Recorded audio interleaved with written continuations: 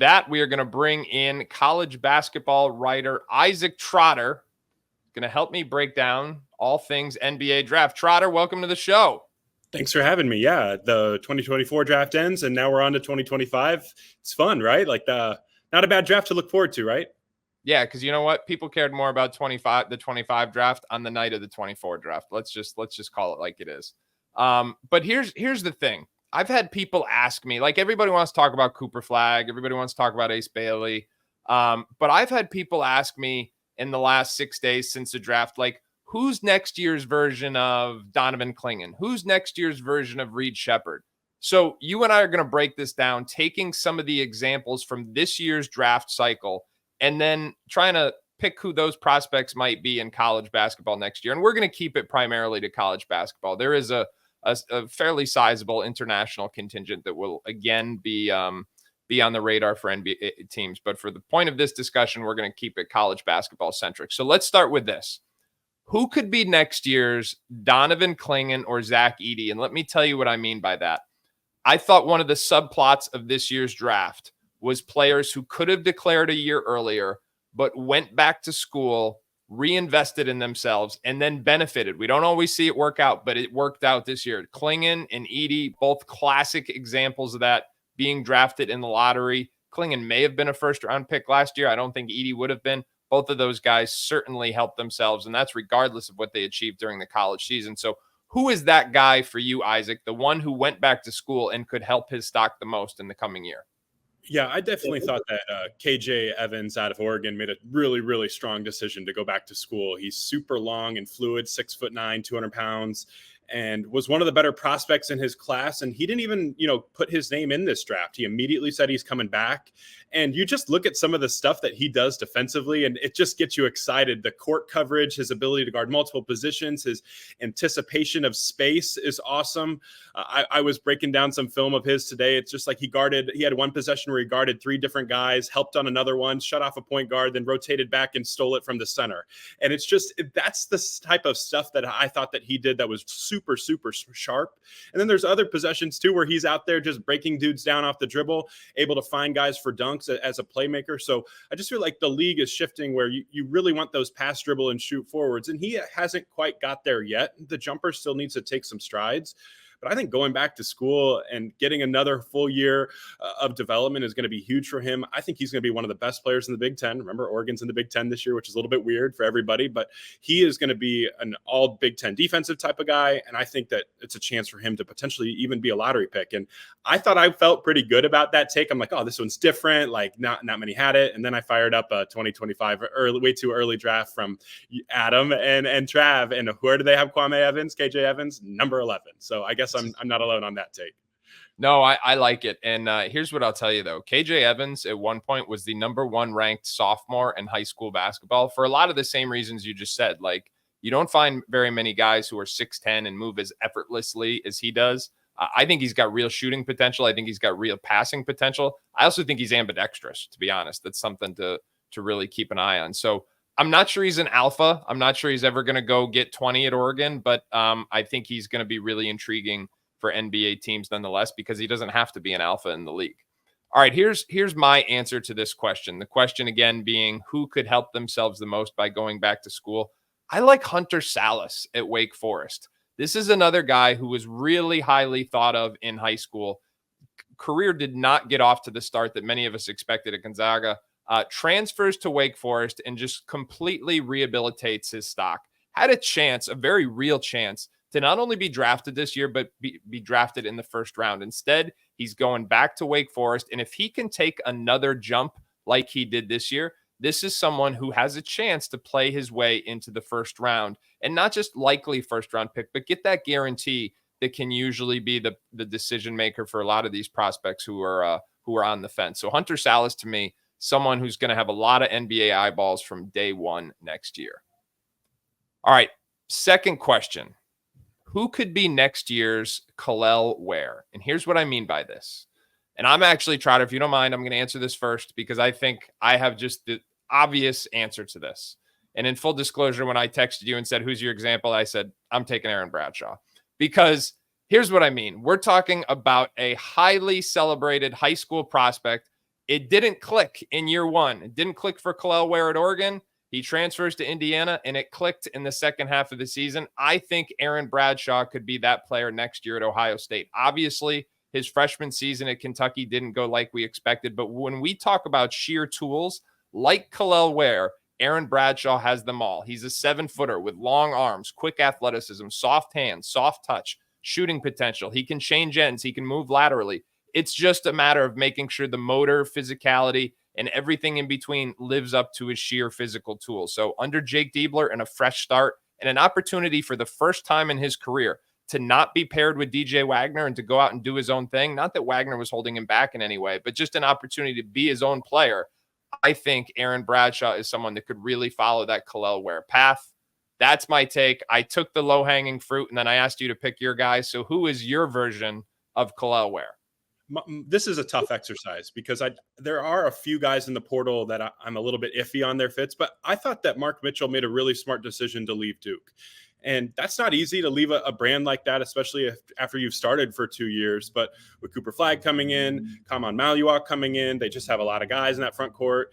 It just didn't make sense for him to stick around. And him going to Missouri is really interesting to me because I think what Dennis Gates did in year one with Kobe Brown, like if I'm Mark Mitchell, I'm watching a lot of Kobe Brown tape, who turned out to be a first-round pick out of Mizzou, and going, hey, how do I best maximize myself like him? And so I think that Mark is going to be able to go to a place like Missouri.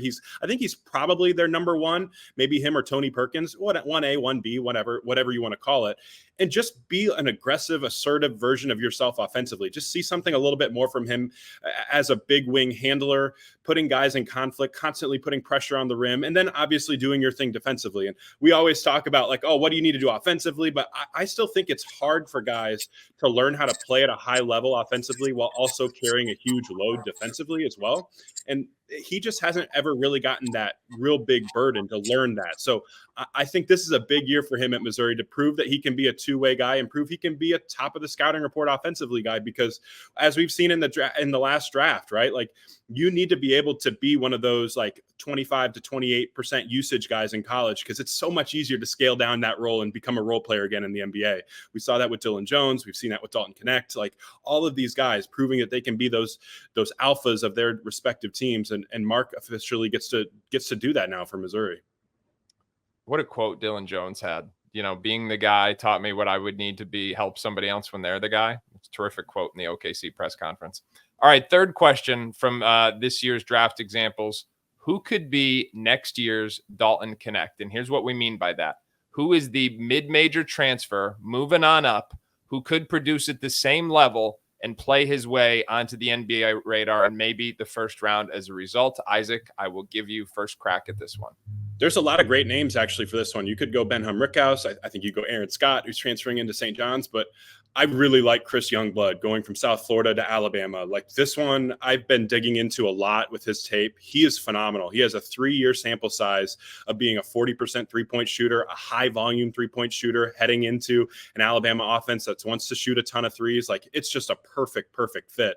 And so I think there's also underrated parts of his game. Like he had a 40% free throw rate last year. His ability to get to that mid-range jumper. I know Nate Oates doesn't want to take mid-range shots, but a mid-range jumper is good for Chris Youngblood. His ability to shot fake, get into the middle of the paint, and get to his one dribble pull up. Like he shot over 50% on mid-range jumpers. Like Nate Oates will take that. He knows the math, and that knows that's a good shot. Might not be a great shot for everybody else. It's a good shot for Chris Youngblood. And so I don't know if he necessarily has that on-ball juice that Dalton Connect necessarily had or showcased at Tennessee. And I don't think they're going to necessarily have that same roles. But as we've seen, the game is changing where you got to be able to shoot and you have to be able to process at a high level. And I think Youngblood does a lot of those two things well. And what an evaluation, too, going from Kennesaw State to now to South Florida and now to Alabama, too. Like there's some real staying power with his ability to constantly level up and continue to be an efficient, elite offensive player. So they're different than Connect, but I think he has a chance to have a huge year for Alabama. I like everything you said there, and I'm going to be shocked if Nate Oates lets anybody take a mid-range pull-up, anybody at all. I mean, I don't know the math, but it would have to be, I think, higher than 50% for Nate to buy into that. All right, my guy next year's Dalton Connect is Tucker DeVries.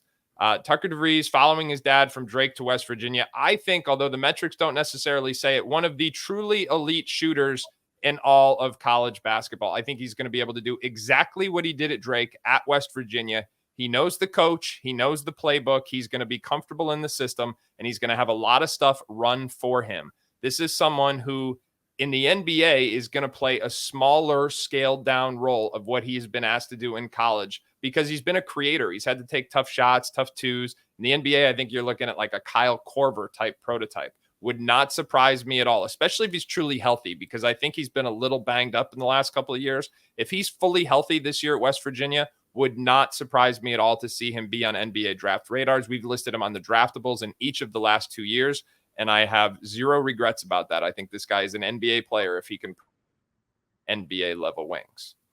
All right, our last. Yeah, go ahead. No, he's awesome. And I also think playing with Javon Small is really huge too. Getting him with a dynamic lead guard like that, I think can get him into more NBA concepts and stuff like that. So I'm super bullish. Like West Virginia, the Big 12's loaded, but West Virginia has a 1-2 tandem that they can play with anybody. All right. I like it. I like it. Who could be next year's Reed Shepherd? Here's what we mean. The recruit who may not be super heralded, still ranked, still identified, but be even better than we expected and play his way into the one and done conversation unexpectedly. I went with Trent Perry out of UCLA. It's kind of an interesting one there. Like Trent's an awesome player, right? Top 30 guy for us.